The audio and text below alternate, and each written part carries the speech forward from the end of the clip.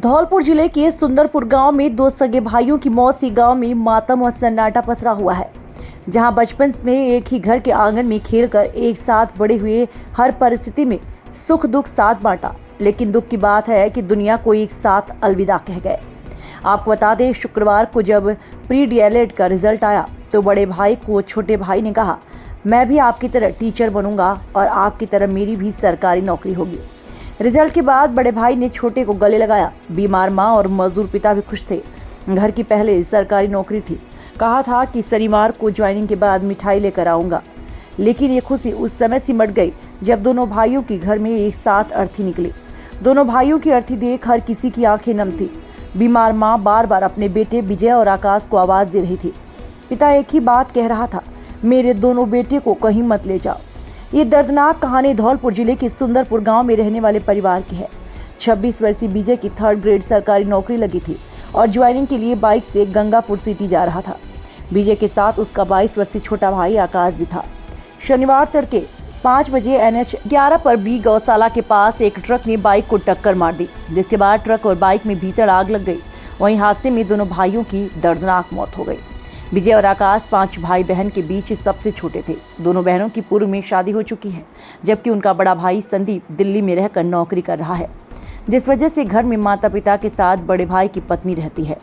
विजय पिछले 3 साल से टीचर भर्ती की तैयारी कर रहा था, जबकि आकाश भी अपने भाई की तरह टीचर बनने का सपना देख रहा था, इसलिए 1 साल पहले प्री डीएलएड की तैयारी में जुट गया।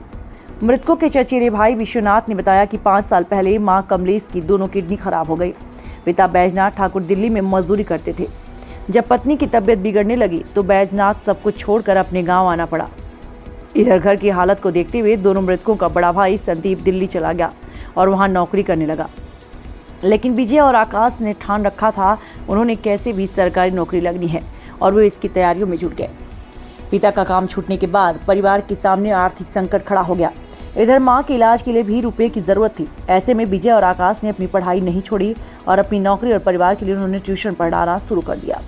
गांव के लोगों ने बताया, दोनों भाई शुरू से ही पढ़ने में होशियार थे, लेकिन आर्थिक स्थिति की वजह से उन्हें काफी परेशानी आई। इसके बाद भी उन्होंने हिम्मत नहीं हारी। दोनों भाई गाँव के 8वीं तक के बच्चों को घर पर ट्यूशन देना शुरू किया। आइए दिखाते हैं पूरी खबर विस्तार से।